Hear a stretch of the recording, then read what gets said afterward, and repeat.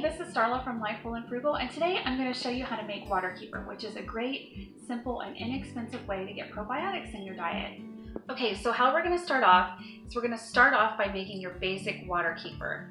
And then we're going to go from the basic water kefir and we're going to add some juice of your choice and with a squeeze of lemon.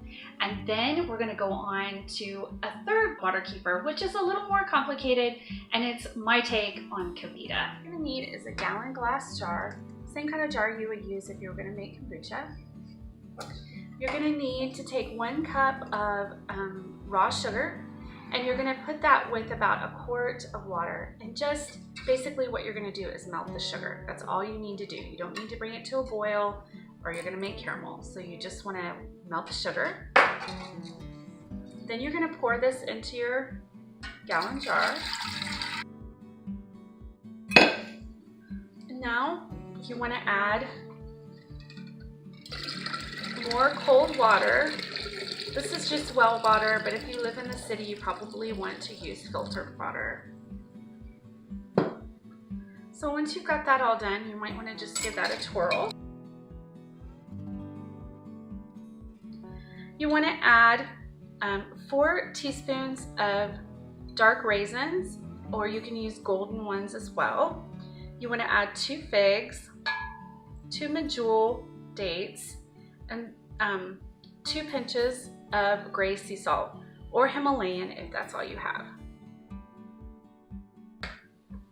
And then you're going to want to add 1 teaspoon of molasses or cane syrup, which is a southern specialty.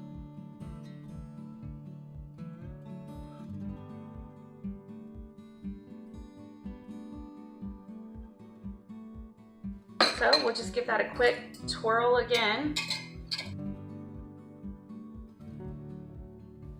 Now we're going to add our water kefir grains. This is a cup to a gallon.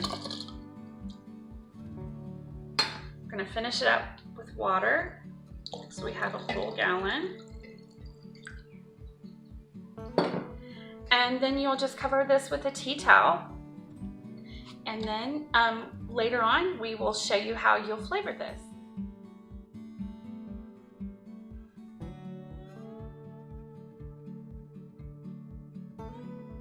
Okay, step 1, it's been about 24 hours that the water kefir has sat, and we're going to strain off the water kefir soda.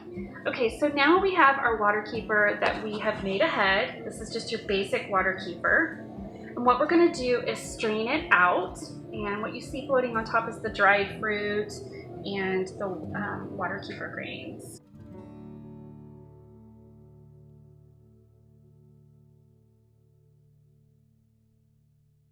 Step 2, now that we've taken off the water kefir soda, we need to deal with the grains and the dried fruit. So you want to separate the dried fruit from the water kefir grains. Then you can take the water kefir grains and you can put them in a clean jar, and you can stick them in the refrigerator on the bottom shelf, and you want to keep them there, or you can use them again and start a whole new batch over, whatever you choose to do.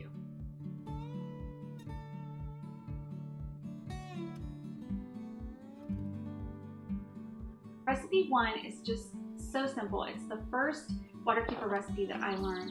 You're just going to take your water kefir soda that you made, and you're going to add juice to it. So it's very simple. We are going to start off with absolutely the most basic of water kefir. We have our basic water kefir that has no fruit and no flavorings.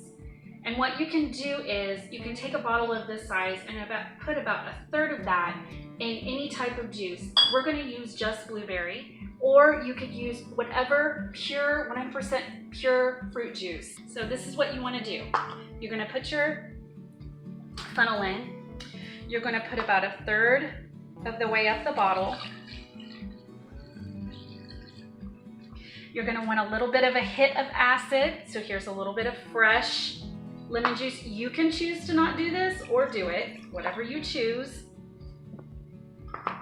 And then you're just going to add your basic water kefir.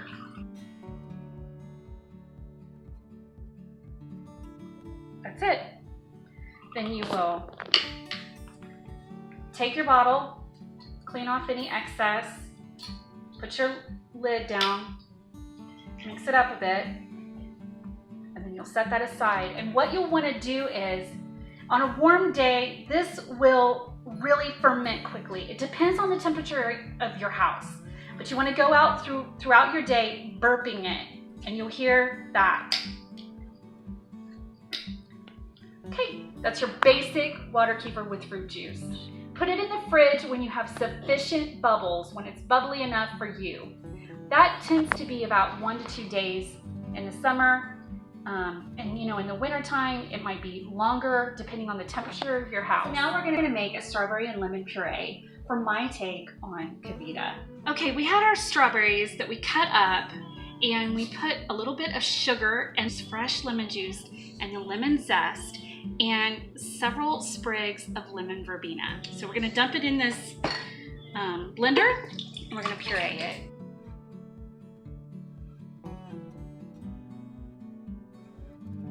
Now we're done. What I'm gonna do is actually just taste it.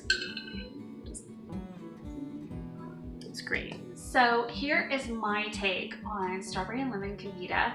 It's a little more challenging than the first recipe, but it's simple. And if you want to change it up with seasonal fruits, you're more than welcome, and you can come up with your own flavor combinations that your family likes. We've got this, our basic water kefir. I'm gonna take a cup of our strawberry puree. I'm gonna pour that in.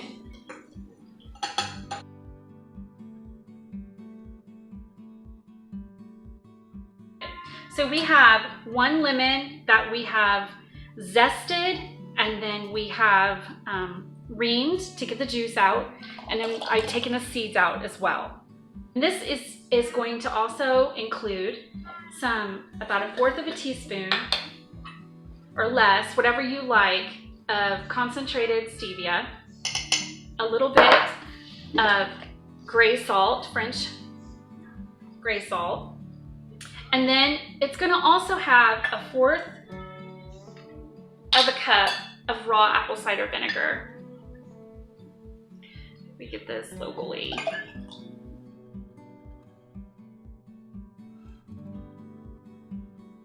And then I always suggest tasting everything before you bottle it. It's got a great flavor. Kevita to me is like a natural form of Gatorade, if you're a Gatorade fan. And if you're a Kevita fan, it's a wonderful product, but it can be kind of expensive. This is in just some Effervescent bottles that I got from Aldi's.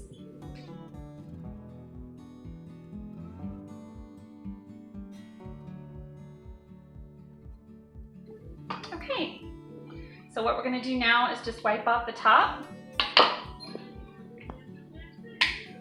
Put the lid on it. You're gonna wanna let this set for a day or 2, depending on the temperature of your house, and you wanna go around and burp it throughout the day so that your fizz doesn't get so trapped that your bottle will explode.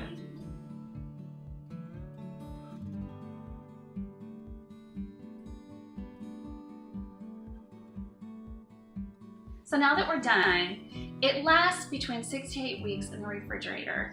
And it's just so tasty, and we just hope you enjoyed it, and if your family will enjoy it, please like, subscribe, and share.